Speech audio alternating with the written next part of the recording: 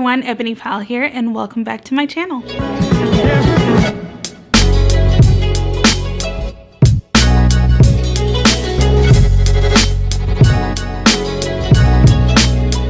So in today's video, I'm going to be talking to you guys about my birth story. But before we get into that, make sure if you have not already subscribed to my channel that you do so, and then make sure that you click the little bell so that you will always receive a notification every time I upload a new video. So my son, Michael Logan, was born on January the 6th of this year. His due date was January the 4th, but because of the contractions that I was having and I think just excitement, we thought that he was going to come sooner. Leading up to the actual day that I was admitted to the hospital, I had been getting like these really intense, they were contractions, but they were also kind of like these jabbing pains.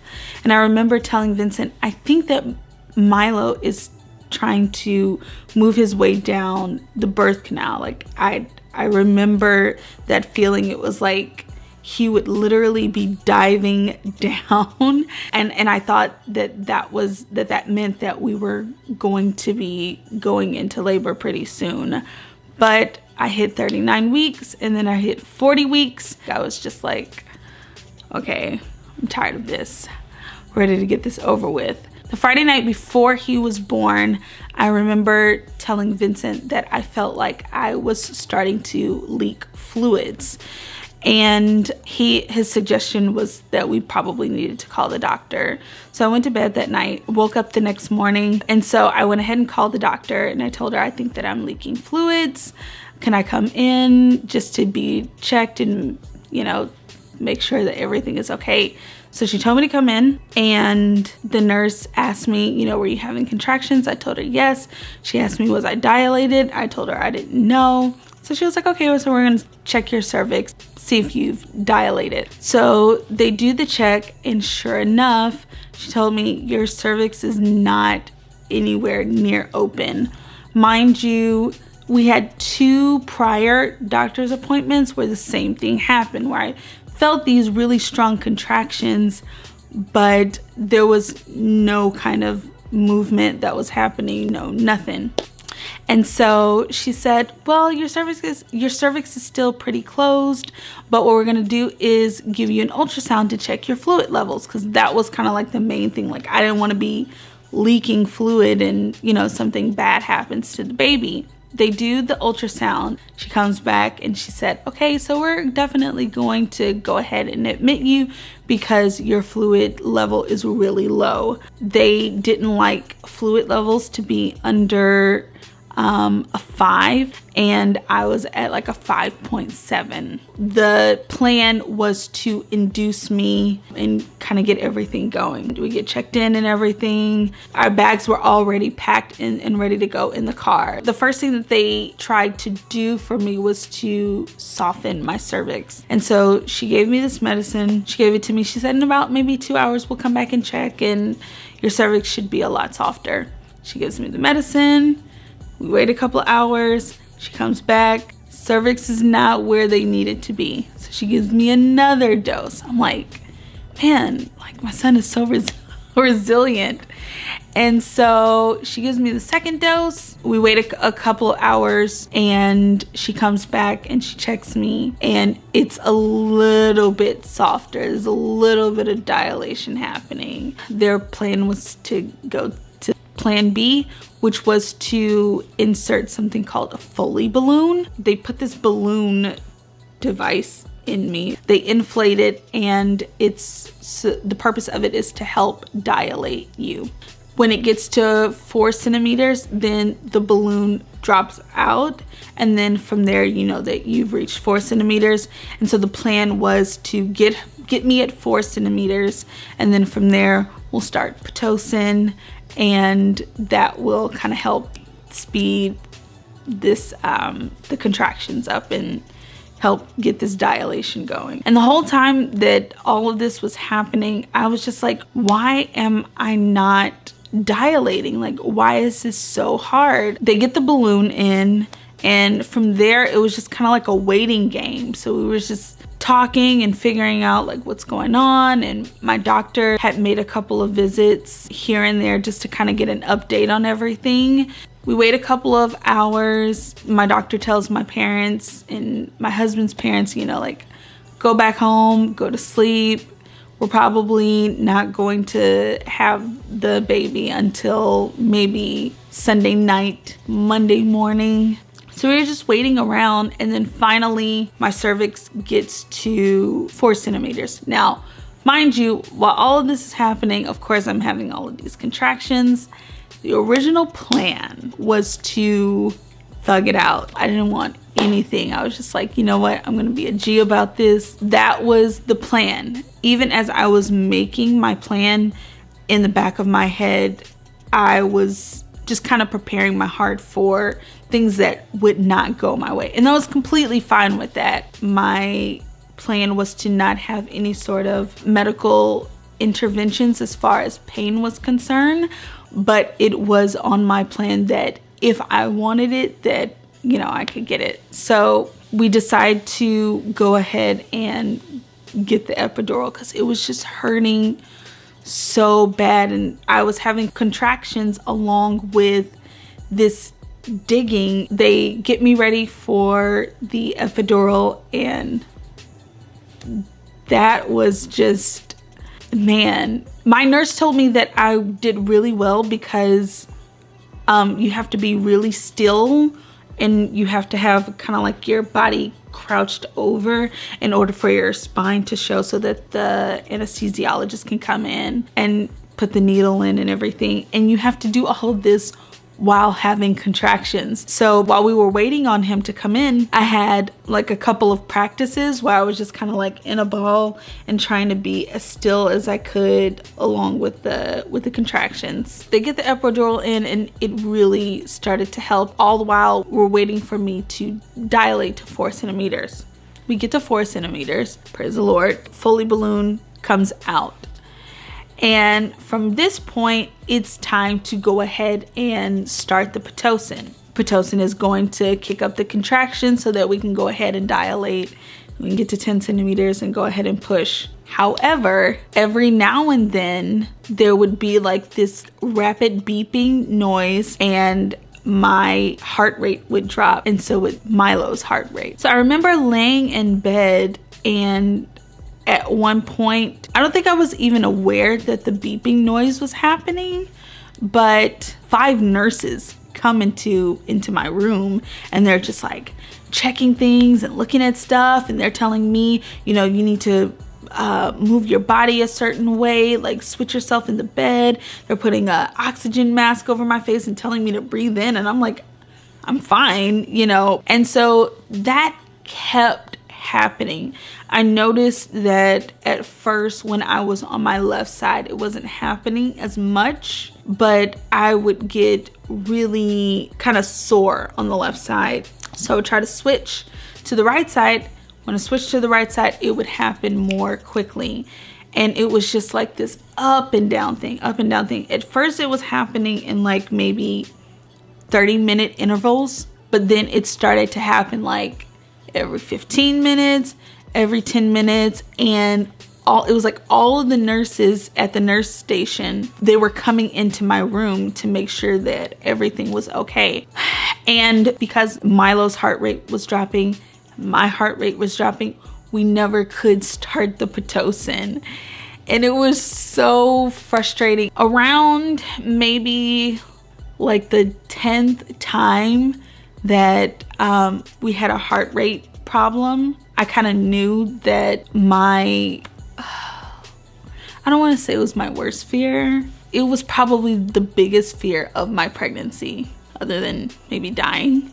I did not want to have a C-section. I just didn't want to deal with the recovery. I've never had a surgery before in my life, and I didn't want to deal with recovery time with surgery. I didn't want to deal with having a cut, not even a scar, but just a cut on my body. I just didn't want to have to deal with that. My main nurse comes in, and she kind of like leaned over the side of my bed, and when she looked into my eyes, like I knew like, this is it. And she said, okay, so this is what's going to happen. When she said, this is what's going to happen, it was a wrap. I had already knew that they were about to probably go into that last resort of doing an emergency C-section. And so when she told me, you know, we're going to have to go ahead and do a C-section, you and the baby's heart rate just keeps dropping, and, you know, we don't want anything to happen to you or the baby. I just looked at her.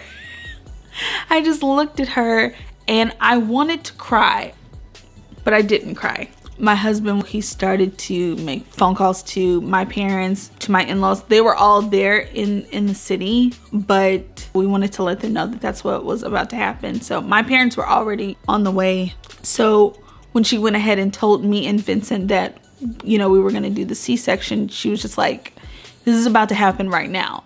So there wasn't even really any time to mentally prepare for that surgery. It was just kind of like you better suck it up now and get yourself together because this is about to happen.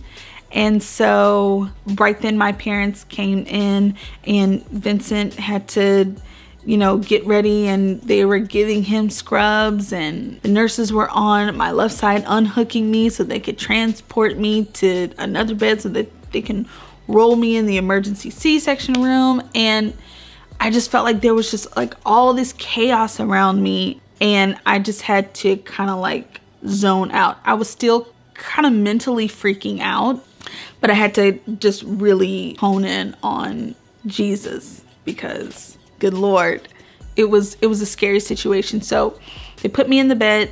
They rolled me to maybe like, I think it was probably like 2 doors down. And I remember them opening up the doors and going in, and it was so cold in that room. Like, it was so cold. Of course, you can't really see everything that's going on in the room because you're laying down in a bed. And at this point, I had the epidural, so it's not like I can move my legs around or anything. They roll me in, and I just immediately started shaking. I know that I was shaking because I was cold, but I was also shaking because I was terrified. And I remember shaking from kind of like my midsection. It was like rumbling up through my chest and out to my fingertips, to the point where I was just kind of like shaking like this onto the table, and the anesthesiologist was just kind of like telling me to calm down and everything was going to be okay. I must say, throughout the entire, just even from just being admitted all the way through my recovery, my nurses were so nice and so amazing. The anesthesiologist was so amazing. My doctor, of course, was so bomb. Everyone was extremely clutch. As the nurses were getting things together, every now and then a nurse would just come over to me and just be like, you're gonna do great. They were so encouraging. They were telling me that I did a good job, that this wasn't anything that was my fault. You know, sometimes these things happen, but they're gonna give me a healthy baby. Like, we're gonna have a wonderful surgery. And so even though I was terrified that this was happening to me, I was very much so comforted by the nurses that was there. And so that was one thing I was really grateful for. And so to get me on the table, and when you get an epidural, there's still like a little bit of feeling, like if you're gonna do it, if you're gonna have a baby vaginally. So of course the anesthesiologist had to bump it up. And at this point I could feel nothing. So my doctor says to me, Ebony, can you feel this? And I just felt like a little tugging, and I said no. And she did something else and she said, can you feel this? And I said no. And she said, that means we're about to have a baby. And then Vincent came in and my mom came in, and they sat at the head of the table next to me by my head, and Vincent was on one side and my mom was on the other side. And when the surgery began, Vincent was just in my ear, and he was praying for me and reciting scriptures in my ear and just speaking God's word over me and over the baby. There was calm and peace when they were doing the surgery. And I think that there was definitely a reverence for us as Vincent was praying. I knew the doctors and the nurses knew that he was praying when the surgery was actually happening. And so I was grateful for that as well. We just wanted to cover every single moment that we could with prayer and with God's word. My mom was next to me and she was in agreement, and it was so comforting to have that. I cannot imagine being in a situation where, you know, you're about to deliver a baby that way and you had no sort of comfort, you know, because it's such a scary situation. Vincent and I, we've read articles and have done research about the death rate of Black mothers being so high, because a lot of times Black women will say that, you know, they're hurting or there's something wrong with them that they feel, and just Black women are not taken serious in situations of giving birth. And so that was always something that was in the back of our minds. When your plans have to change and you're put in a situation like this, it really jars you. To be comforted in that moment was amazing. And all through this point, I did not shed one tear. You hear me? Your girl was thugging it out. I was so strong until, of course, I hear my sons cry. And there's something so special about that first cry. To me, hearing that was relief. It was assurance. It was a celebration. You know, that cry was a celebration of, you know, this wonderful little piece of life being here on this earth.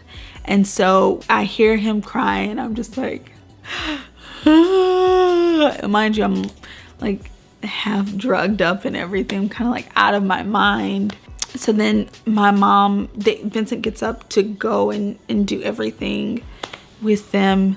And my mom tells me, look over here, look over here. And I looked to my left and I saw them just kind of like cleaning him up and everything. And I saw Vincent doing whatever it was he had to do over there, cutting the umbilical cord and signing things and all of this other stuff. And you would think that in that moment that there is a little bit of helplessness that you feel, because it's like you can't immediately hold your child. But I think for me, I just wanted to know that he was okay. And the fact that he was with his dad, they were together, that was enough for me. I knew that eventually I would get a chance to hold him. Because Milo had not dropped, he had never dropped, which really sucked because Vincent was out of town in Atlanta and he came home from his trip early because I thought that I had dropped. But no, I was wrong. And so because of that, he was still really high up.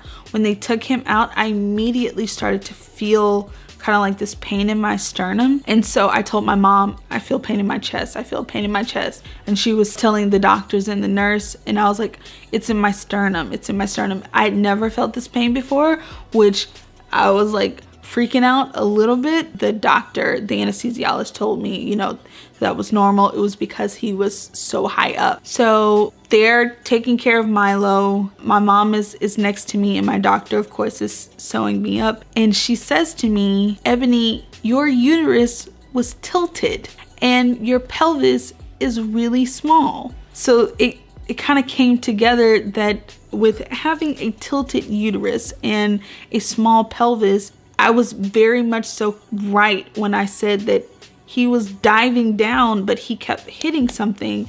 He wasn't going into the canal the way that he needed to because my uterus was tilted. So it was like literally hitting a wall. And I felt so bad. I was just like, oh my gosh, my little man, he was trying to get in position. He was trying to do what he was supposed to do. But, you know, hey, as long as he was there and he was alive and breathing and healthy, it's all that mattered. So she did what she needed to do, sewed me up and everything. And it was just a congratulatory moment I remember just being okay. Everyone leaves, I say goodbye to my doctor, and I was just kind of left there with 2 nurses and the anesthesiologist, and they were telling me that I did a good job and that it was a beautiful birth and my kid was beautiful and all of those different things. And then finally they got me together, put me on the new bed, and rolled me out to the recovery room. We get to the recovery room and I'm there. Vincent finally comes in and I get to hold my baby boy. And they were trying to warm us up. They were trying to warm Milo up under the baby warmer, and they were trying to warm me up in the bed with blankets. And Vincent said, how about we just give him to her and see what that does. It might have been like 30 minutes to an hour that they were trying to warm us up separately. As soon as they gave Milo to me, in a matter of maybe 10 minutes, we got the body heat going. That was really a special moment. And I held him, and then we started the mother-son journey. I'm really, really grateful to all of the nurses and the doctors at Tarzana Providence. I could not have asked for a better experience.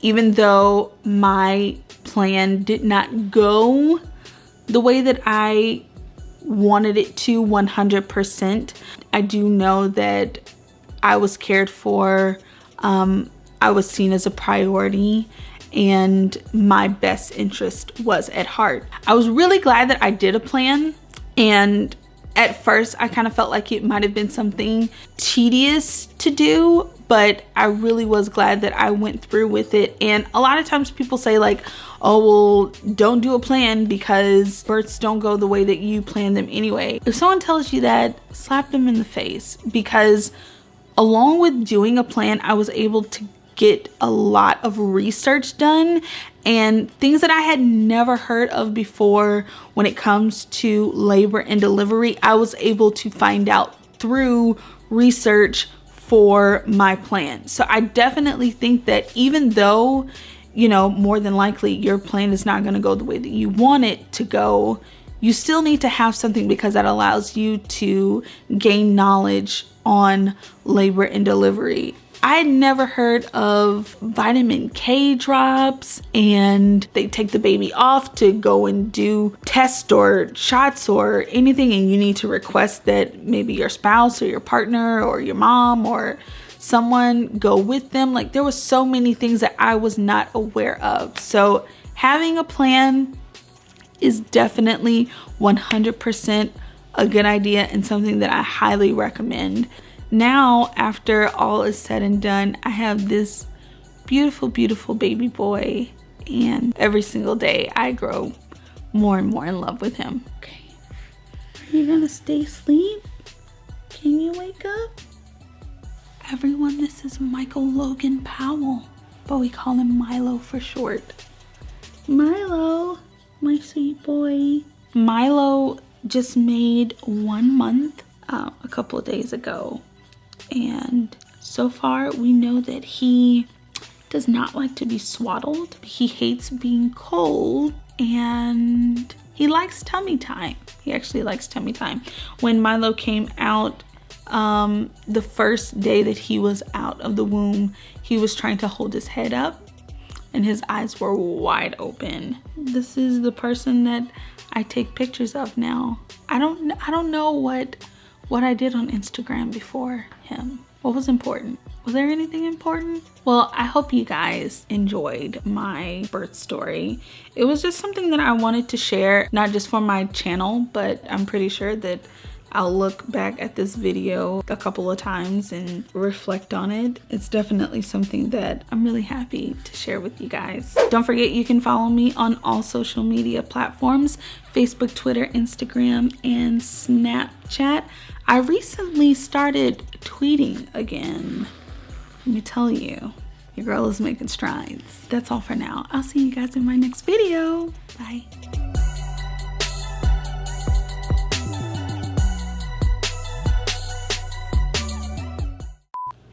What's the time? 25 minutes? See, bye people. Why are you calling me? Bye people. Milo, look at daddy. My little Milo, my little Milo.